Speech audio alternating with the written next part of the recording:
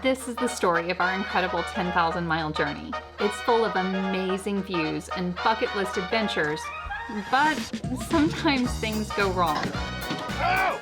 Oh! Looks like we got some transmission fluid, most likely.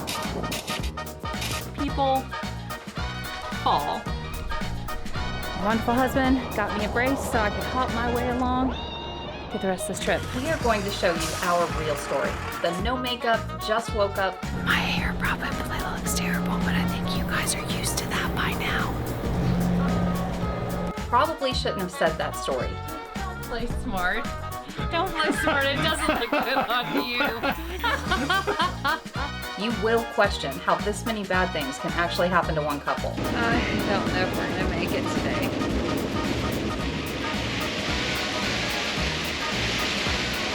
We get it. Oh, I wish this was fake. Let's catch you up real quick.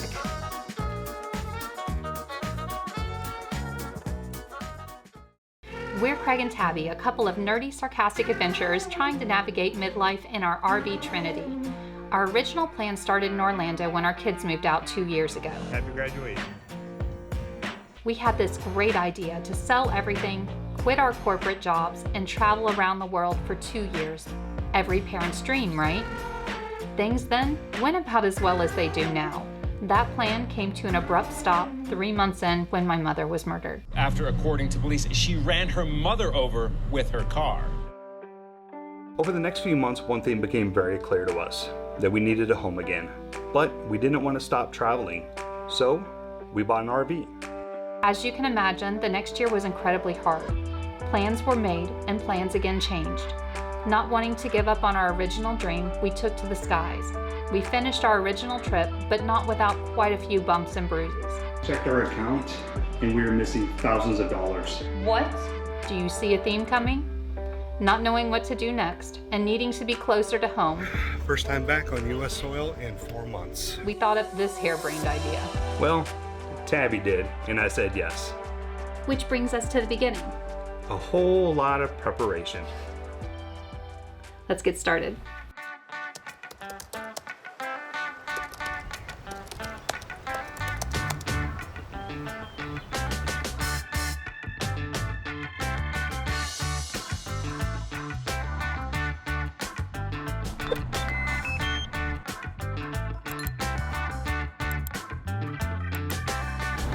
Well, at least the cover's off.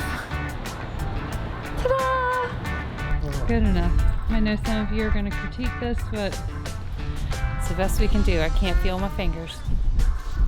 Honestly, that cover is freaking huge, and it is now just starting to snow flurry, so time to hurry up, hook up the batteries, and see if we can get this thing cranked up and running. All right, right now I'm just hooking up the positive and negative terminals on our chassis battery, and then at the same time, since it's been in storage for 4 months, it's important to go ahead and take a look at the intake system to make sure it doesn't look like any critters or anything like that decided to make a nest or a home out of your engine bay.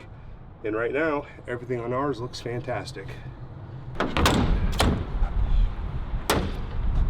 One battery done. I took a photo of the way the cables were hooked up to it before I disconnected it for reference to be able to use it whenever we came back. Also, a good thing to know is that whenever you do add power to the system, your quickie step is going to want to come out. You're going to want to hold that in as you connect everything to keep from taking out your legs. I can't feel my legs. I guess I should have held that. I didn't even think about it. I was just Sorry. talking about it and I forgot about it. But luckily, we're okay. But that's a good sign. That means there is power in the batteries. Yay!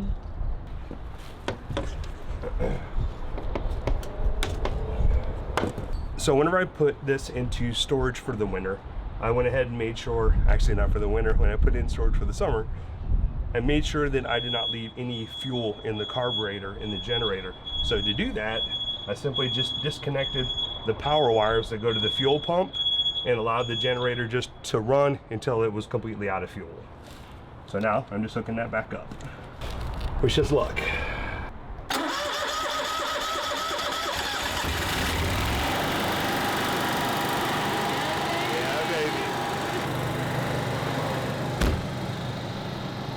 That's a good feeling. That's a very good feeling.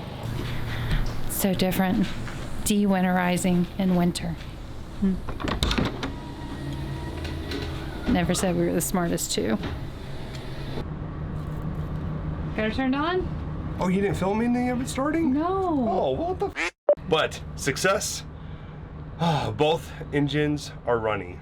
Generator, check. Chassis engine, check.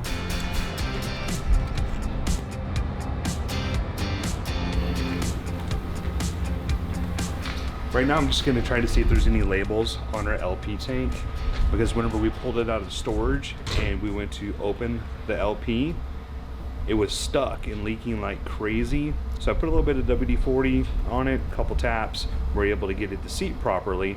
But whenever our tank nears empty, I want to be able to replace the valve, the gauge, and the blow-off valve, just to basically do a rebuild on it.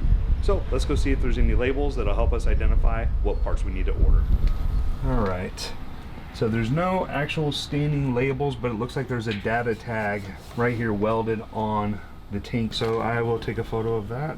Also, a little trick that we learned is inside of the wardrobe closet, on a Tiffin at least, there is a placard in there that has every serial number and model number of any kind of tank or equipment that was put on this RV. So it's good reference, so we'll take a look at that also to see if we can get the information from there.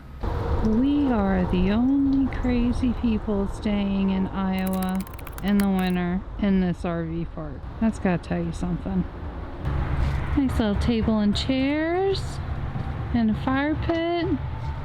Got a grill over there. I almost fell down the stairs again. Are you serious? Dead serious. What is wrong with you? It is wet and my foot slipped, and this is the scene of the crime right down there whenever I ripped off my toenail. Yeah, I'll include a picture of what that actually looked like. It was gruesome, so if you don't want to see, turn away now. Yeah, it was gnarly. But it's grown back beautifully. Almost a year later. No, it's been about 6 months. It's been longer than 6 months. We need to hook up water, sewer, and power. We don't have water here. We do not. One less thing to hook up. And so this campground in the wintertime doesn't have water, so we spent the last 20 minutes filling up at the front. Okay.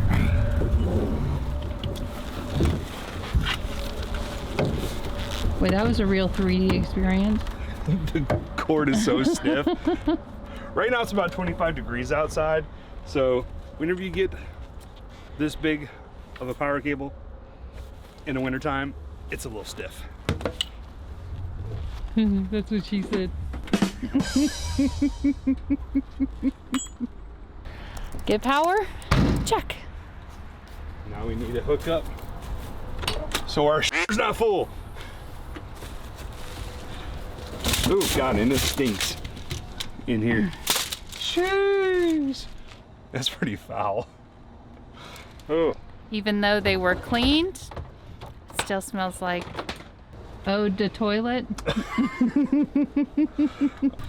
What a mess. No, we are not pigs or hoarders. We just ordered a lot of stuff when we were gone for 4 months. And Christmas happened. No judging. Time to get the slide out. Got a lot more space now. Oh, what a feeling. I need a shower. I'm starving to death. I'm still fighting the flu after 2 weeks. But I am so glad to be here right now, right where we are.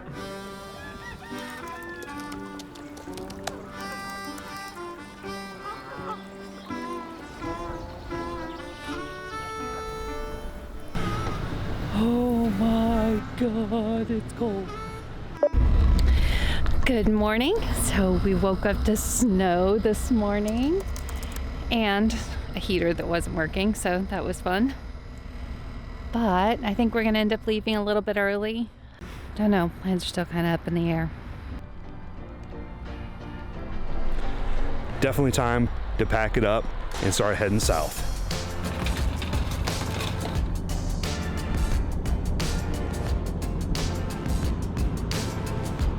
We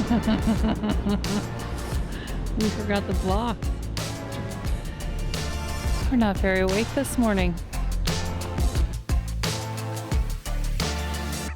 So as we leave the frigid winter wonderland of Iowa, you wonder, where are these two old people going? Where are we going? Ultimately, we're going to end up in Beaufort, South Carolina. There for about 5 weeks, we're going to get the rig ready for this incredible, somewhat unreachable goal of driving from Key West to Alaska. That's impossible!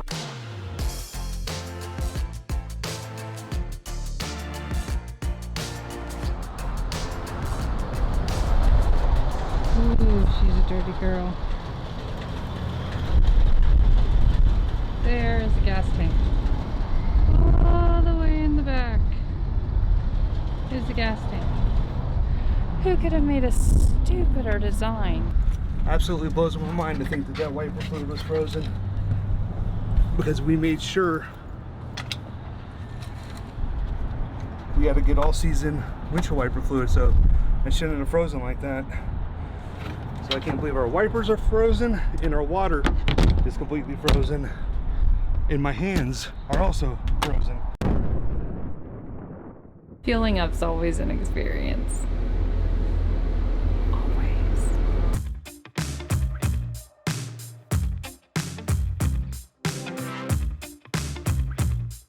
We are finally past the snow line. It is, how warm is it now, honey?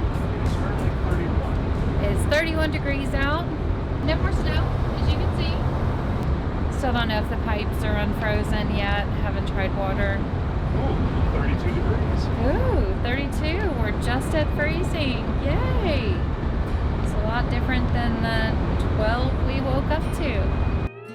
2 days, one meltdown, and a small RV crisis later, Everything finally unfroze. including our tempers, And just like that, we rolled into Beaufort, South Carolina. where plumbing flows and spirits rise. In order to get to Beaufort, you have to cross bridge after bridge after bridge. Well, you get the picture. There's something so stoic about coming home and seeing the live oaks and all the Spanish moss hanging over the road. Lets you know you're home.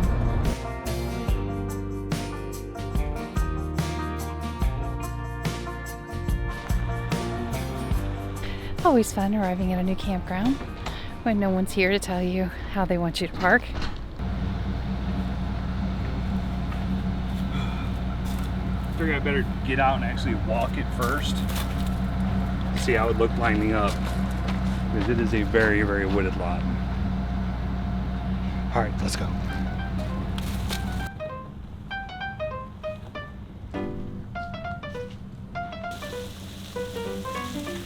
So here's a tip for you. If you're gonna come to Tuck in the Woods, make sure you get here before dark. Arriving here at night is almost impossible.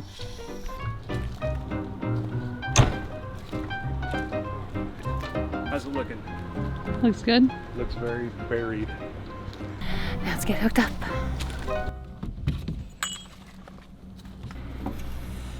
So always double check and make sure your breaker's off before you hook up power. It could be shocking. That was so cheesy. Okay.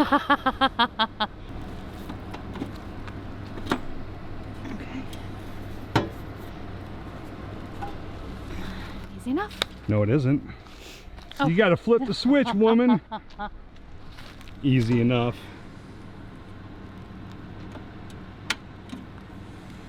Craig does this more than I do. If you have a surge protector, easiest way is just look to see if the LED lights are illuminated. Ding, ding, ding, ding. No, no, So no. what are we doing now? We're not doing nothing. You're not filming me doing the hookups. You're gonna do the hookups, and I'm gonna film you. No. You do Yes. the hookup. No, Yes. touch it. No, I don't want to touch it. Good news is, Tabby, no real signs of a leak in the tank right now, so that's good. That's fantastic. But we have every reason to believe that our dump valve is bad, because every time we go taking off the cap, we always get a whole lot of poo water. Stay tuned in a future video whenever I do a bunch of repairs to get this thing ready for his 6,000-mile road trip. Yay. So this morning whenever we woke up, everything was completely frozen. Our water pipes hardly had any water flow. At the regulator and at the spigot, frozen solid. Ended up breaking our splitter too, trying to shut off the valve. So hopefully our regulator's not damaged, but they've been known to have that happen. Been known. This is our second one from doing the exact same thing last year. Might be our third. I'm not proud of that. Tell you what was even crazier. It wasn't just the water that froze up this morning. Whenever we went to bring in the main slide in the living room, it didn't want to move at all. And then all of a sudden we heard like a little bit of crunching noise and we could see water, and then all of a sudden we could see ice coming off of the slide out from outside. Went outside to investigate, and there was about a 3-inch thick ice shelf, that built up on top of the slide out.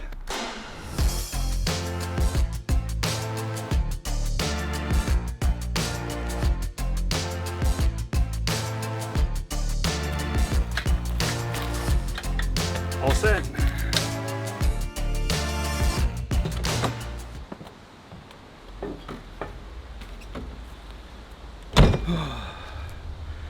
Can't believe I'm saying this, but after the last week and a half, we've been trying our hardest to beat the weather to make it down to South Carolina, to where we're south of the snow line. We should be good from winter weather. It's Beaufort, South Carolina. We should be good. Guess what? We're not. So we were watching the weather and we found out that there is a winter weather advisory coming up in the next 48 hours to where we could be getting a lot of snow and ice. So that means we got to get a little preparation done to the RV, and we need to go stock our fridge with some food because there are no snowplows down here. This area could be shutting down.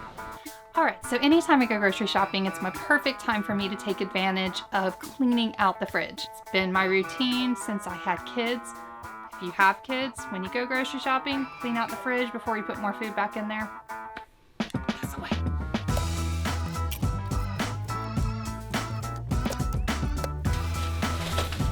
Okay, I think we're ready.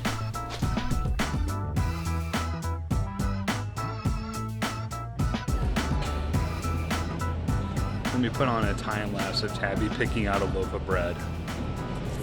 No, I got the muffins already. Do you want? Yes.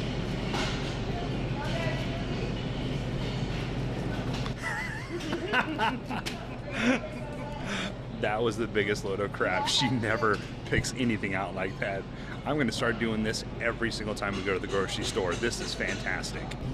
So here is what Craig doesn't understand about why it takes me so long to go through the grocery store, is that I have usually 10 recipes going through my head at one time. Well, I understand. I'm still amazed that she can do it.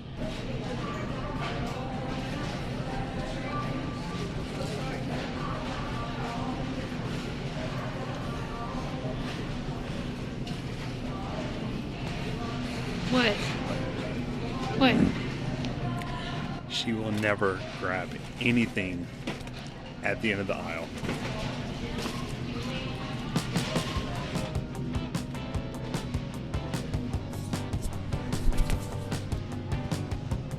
What you doing? I'm looking for your Cherry Coke Zeros. Ooh. Such enthusiasm for a Cherry Coke Zero.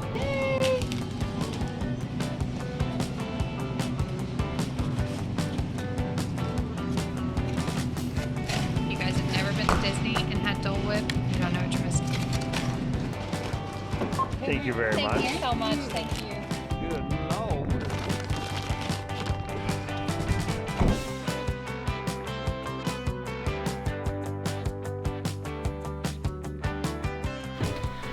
No, we're not planning on an avalanche, but we're in South Carolina, expecting 3 to 6 inches. We're gonna be snowed in for a little while. Next week on Recalculating Route. We've got 48 hours, a busted RV, And a winter storm barreling in like it's auditioning for a disaster movie. What could possibly go wrong? Spoiler, everything.